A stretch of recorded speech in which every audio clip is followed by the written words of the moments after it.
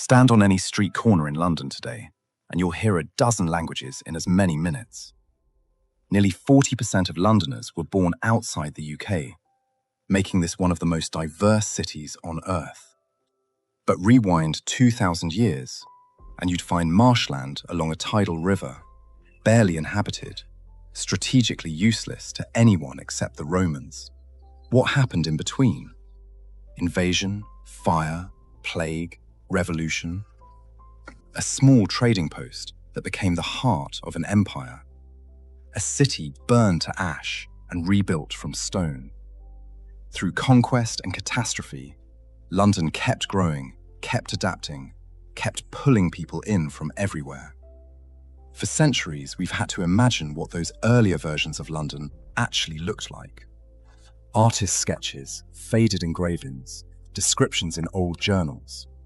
But now, using AI trained on historical imagery, we can take those original drawings and paintings and see them as they might have appeared in real life. The cobblestones, the crowds, the smoke rising from medieval chimneys. You're about to witness almost 2,000 years of history in one video. Sit back and relax as we journey through the incredible history of the capital of the United Kingdom, London. Let's go back to where it all began.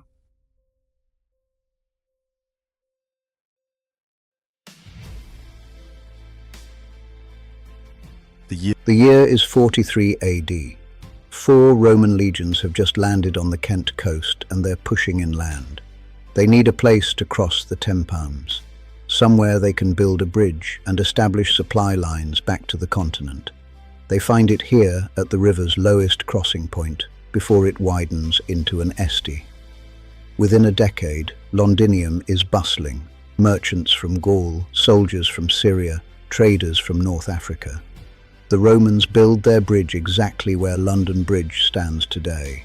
Around it, a port town springs up almost overnight. But 17 years after its founding, disaster strikes. Queen Boudicca of the Iceni tribe has had enough of Roman occupation. Her army marches on Londinium and burns it to the ground. Archaeological digs have found a layer of red ash beneath the modern city, evidence of that destruction. The Romans rebuild bigger than before. They construct a massive wall around the city, parts of which still stand 2,000 years later. At its peak, Londinium is home to maybe 60,000 people, the largest city in Britannia. Amphitheatres, baithouse, forums. This isn't some frontier outpost anymore. It's a proper Roman city. Then by around 410 AD, Rome itself is crumbling. Barbarian tribes are hammering the empire from all sides, and Britain is too far away, too expensive to defend. Emperor Honorius sends word. You're on your own. The legions pull out. Without Rome, Londinium's entire economy collapses. The trade networks that brought wine from Gaul and olive oil from Spain simply stop. Roman currency becomes worthless. The merchants leave, the officials leave, the skilled craftsmen leave. Within a generation, a city of perhaps 50,000 people dwindles to a few hundred squatters living in the ruins. For the next 2 centuries, the grand buildings slowly fall apart. Roofs cave in, walls crumble, weeds push through mosaic floors, but the Thames keeps flowing. And rivers have a way of attracting new people with new ideas about what a city should be. Music, the Saxons. The Saxons who settle in Britain after the Romans leave don't particularly like cities. They're farmers, village people. They actually avoid the old Roman city, seeing it as haunted, cursed. One Saxon poet calls the ruins the work of giants. They can't imagine how mere humans could have built such massive structures. Instead, around the 6 and 70s, they build a new settlement about a mile west of the Roman walls. They call it Londonvic, London Trading Town. This is where modern Covent Garden and the Strand are today. If you're watching a performance at the Royal Opera House, you're sitting directly above Saxon London. By the early 700s, goods are flowing in from all over. Amber from the Baltic, millstones and wine jars from the Rhineland, pottery and metalwork from France and Germany. At its peak, Londonvik might have 8,000 people living there. Not huge by Roman standards, but thriving. But then the Vikings arrive. Starting in the late 8th century, Norse raiders keep hitting the settlement. These aren't just raids anymore. They're coming up the Thames in force. In 842, they sack Londonvik completely. In 851, they do it again. King Alfred the Great finally has enough. In 886, he retakes London from the Danes and does something clever. He abandons Londonvik and moves everyone back inside the old Roman walled city, which is much easier to defend. He repairs the ancient walls, recuts the defensive ditches. The city is now called Londonberg, London Fortress. Londonvik is left empty, gradually earning a new name, Elvik, the old settlement. That name survives today as Old Witch, the curved street in central London.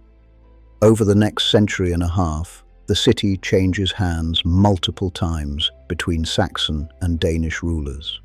In 1016, King Canute, yes, the one from the legend about commanding the tide, makes London his capital.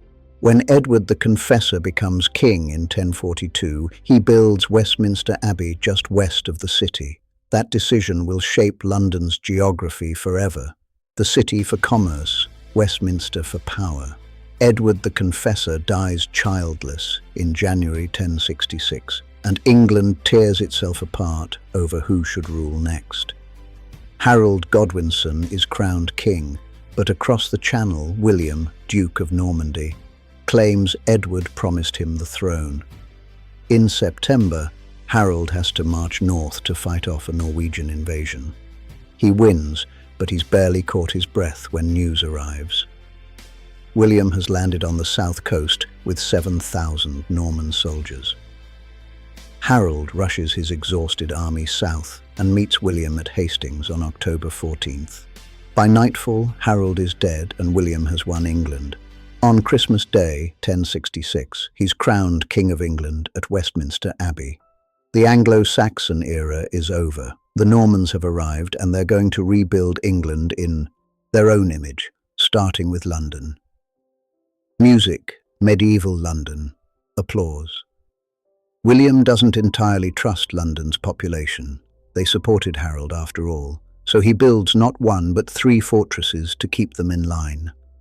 The biggest becomes the Tower of London, which starts as a symbol of oppression and will remain a symbol of royal power for the next 1,000 years. The White Tower, its central keep, is a statement in stone. 90 ft high, walls 12 ft thick in places. It dominates the skyline, a constant reminder of who's in charge. Now medieval London is cramped, chaotic, and increasingly wealthy.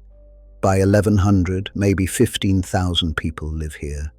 The city's merchants form guilds that control trades: goldsmiths, fishmongers, drapers, mercers. These guilds become so powerful that the king has to negotiate with them. In 1215, when the barons force King John to sign the Magna Carta, London's support is crucial.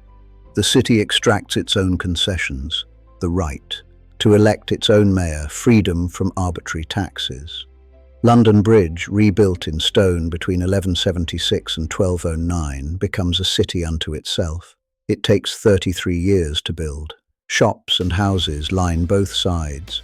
The bridge has a chapel, a drawbridge, even heads of traitors displayed on spikes as a warning. For over 600 years, it's the only bridge across the Thames in London. Then in 1348, ships arrive at London's docks carrying rats. And on those rats, fleas. And in those fleas, Yinia pestis, the Black Death. Within 2 years, somewhere between 1/3 and half of London's population is dead. The city that had grown to maybe 80,000 people is suddenly half empty. Entire streets are abandoned. Bodies pile up faster than they can be buried. Mass graves are dug in fields outside the city walls. The city recovers slowly. By the late 14th century, London is growing again, but tensions are rising too. In 1381, peasants and workers march on London, demanding an end to serfdom and unfair taxes. What? Tyler leads them. They storm the tower. execute the Archbishop of Canterbury, burn the palace of John of Gaunt. The teenage king, Richard II, meets with them, makes promises. The peasants' revolt is ultimately crushed. Tyler is killed, the leaders hunted down and executed, but it terrifies the ruling class. The common people of London have discovered their power, and they won't forget it. Music, Tudor and Stuart era. By 1500, London's population has rebounded to about 50,000. Then something remarkable happens. It explodes. By 1600, it's 200,000. By 1650, it's nearly 400,000. London becomes the largest city in Europe. Henry VIII's break with Rome in the 1530s transforms the city's landscape. Henry wanted to divorce his first wife, but the Pope refused. So Henry broke away from the Catholic Church, made himself head of the new Church of England, and shut down all the monasteries. In London, monasteries owned massive amounts of land. Once Henry seized it, that property became available. Aristocrats and wealthy merchants bought it up and built grand houses. Suddenly, London had room to expand. Under Queen Elizabeth I, London becomes the cultural capital of Europe. The Globe Theatre opens on the South Bank in 1599. Shakespeare is staging Hamlet, Athol, King Lear. Meanwhile, merchants are getting wealthy from trade with the New World and Asia. The East India Company is founded in 1600, setting the stage for empire. But London has always been vulnerable to two things: disease and fire. The city is built almost entirely of timber, with thatched roofs, dried straw, and reeds. Houses are packed close together, upper floors overhanging narrow streets, nearly touching across the gaps. Open fires in every building for cooking and heating. Candles everywhere, no fire departments. It's a tinderbox. Both disaster and disease strike in the 1660s with devastating effect. In 1665, the plague returns. Not the Black Death exactly, but close enough. At its peak, 7,000 Londoners are dying every week. The wealthy flee to the countryside. The poor are trapped. By the time it burns out, maybe 100,000 people are dead, a quarter of the city's population. The following year, on September 2nd, 1666, a fire starts in a bakery on Pudding Lane. It's been a hot, dry summer. Strong winds are blowing. The fire spreads faster than anyone thought possible. For 4 days, London burns. 85% of the city within the walls is destroyed. 13,000 houses gone. 87 churches, including the old St. Paul's Cathedral. Remarkably, only about 6 people die in the fire itself, but 100,000 are left homeless. Christopher Wren sees an opportunity. He proposes a completely new city plan. Wide boulevards, classical architecture, open squares. It's an enlightened vision, and it's almost completely rejected. Property rights are too complicated, rebuilding too urgent. Most streets follow their medieval patterns, but the city is rebuilt differently. New building regulations require brick and stone instead of timber and thatch, far more resistant to fire. And Wren does get to rebuild St. Paul's Cathedral. The new one, with the iconic dome, takes 35 years to complete. It's still there, dominating the skyline, one of the few buildings to survive the Blitz centuries later, Georgian and Victorian era. 18th century London is the centre of the Enlightenment. Coffee houses become the internet of their day, places where ideas and news spread rapidly. Lloyd's Coffee House becomes Lloyd's of London, the insurance market. Jonathan's Coffee House becomes the London Stock Exchange. London is also becoming the capital of an empire. In 1735, Robert Walpole becomes the first Prime Minister to live at 10 Downing Street, which will remain the official residence for centuries. George III buys Buckingham House in 1761 as a private residence for his family. It will eventually become Buckingham Palace. The city is expanding physically too.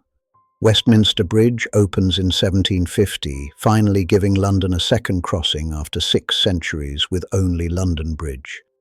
Blackfriars Bridge follows in 1769. After the defeat of Napoleon in 1815, Britain is the dominant world power and London is where the money flows. Banks, trading houses, shipping companies. Wealth is pouring in from India, the Caribbean, Africa. Then comes the Industrial Revolution and London transforms yet again. Factories, railways, mass production. In 1801, London has just over 1 million people. By 1851, it's 212 million. By 1901, 612 million. It's the largest city in the world. The Victorians build on a scale that's hard to comprehend. Trafalgar Square is laid out in the 1840s, commemorating Nelson's victory. The Houses of Parliament and Big Ben rise in the 1850s after the old palace burns down. That iconic Gothic revival architecture defining the city's identity. In 1851, the Great Exhibition opens in Hyde Park. The Crystal Palace, a massive structure of iron and glass, showcases Britain's industrial dominance to the world. 6 million people visit. It's a moment of supreme confidence. Britain at the peak of its power. The sewage system still in use today, built by Joseph Bazalgette after the Great Stink of 1858, when the Thames became so polluted Parliament had to shut down. Bazalgette's sewers finally fixed the problem, channeling waste away from the river. The Underground, the world's first subway system, opening in 1863. The Tower Bridge, an engineering marvel completed in 1894. But Victorian London is also a city of brutal inequality. The rich live in Mayfair and Belgravia in extraordinary comfort. The poor are crammed into East End slums. Cholera outbreaks killed tens of thousands in the 1830s and 1840s. Entire neighborhoods wiped out by contaminated water. It takes a doctor named John Snow proving in 1854 that cholera spreads through water, not air, before anyone fixes the problem. Crime is rampant. In 1829, Robert Peel establishes the Metropolitan Police, the first professional police force nicknamed Bobbies after him. But the city's dark side persists. In 1888, Jack the Ripper terrorizes Whitechapel, murdering at least 5 women. He's never caught. The case becomes infamous, a symbol of Victorian London's dangerous underbelly. Charles Dickens writes about it all. The workhouses, the slums, the children working in factories, the contrast between the world's wealthiest empire and its desperate poor, all compressed into the same city. 20th century. The 20th century brings London back down to earth. The First World War kills hundreds of thousands of young British men. However, London's main infrastructure survived. But the Second World War brings the war directly to the city, the Blitz. Between September 1940 and May 1941, German bombers hit London almost every night. Entire neighborhoods are leveled. St. Paul's Cathedral miraculously survives. Photographs showing it standing defiant amid the smoke and flames. By the end of the war, 1 million buildings are damaged or destroyed, and almost 500,000 souls from the UK are lost. Post-war London is broke, bombed out, exhausted. The empire is collapsing. India gains independence in 1947. Rationing continues into the 1950s. Fog and coal smoke are so thick that in 1952 the Great Smog kills 12,000 people in just 5 days. But London rebuilds again. The 1951 Festival of Britain held on the South Bank signals a new beginning. Brutalist towers rise from the rubble. The welfare state expands, and crucially people start arriving from former colonies. The Windrush generation from the Caribbean in 1948, followed by waves of immigration from India, Pakistan, Bangladesh, later from Africa, Eastern Europe, everywhere. The 1960s bring a cultural explosion. Swinging London, the Beatles, the Rolling Stones, Carnaby Street, Mary Quant. For a moment, London feels young again. The next few decades are rockier. Economic decline, strikes, terrorism from the IRA. By the 1980s, the Docklands are abandoned. The East End is neglected. Then comes massive redevelopment. Canary Wharf rises from the old docks. The financial sector booms. London reinvents itself as a global financial centre. 21st century. The 21st century starts with the Millennium Dome, an expensive flop that later becomes the O2 Arena. But London keeps growing. The 2012 Olympics transform East London, bringing investment and infrastructure. The city passes 9 million people, the most since before World War II. Modern London is defined by its diversity. Over 300 languages are spoken here. Entire neighbourhoods have their roots in different parts of the world. Brixton's Caribbean culture, Southall's South Asian community, Chinatown, Turkish, Diston, Polish, Hammersmith. You can eat food from any country, hear music from any tradition, find a community from anywhere. The skyline keeps changing. The Shard, the Gherkin, the Walkie-Talkie building. Traditional architecture sits alongside glass and steel towers. It's controversial, constantly debated, but it's happening. London has survived Roman withdrawal, Viking raids, the Black Death, the Great Fire, the Blitz. Each time it rebuilds, each time it adapts, each time it pulls in new people with new ideas. That's what makes London London. It's messy, crowded, expensive, complicated, and it's been that way for 2,000 years. Thanks for watching. Creating videos like this takes an enormous amount of research and time. It's mainly a passion project for me, piecing together thousands of years of history into one story. If you enjoyed this journey through London's evolution from Roman marshland to global metropolis, I'd really appreciate it if you'd hit the like button and subscribe for more deep dives into history. And let me know in the comments what city would you like to see next. As always, we'll see you in the past.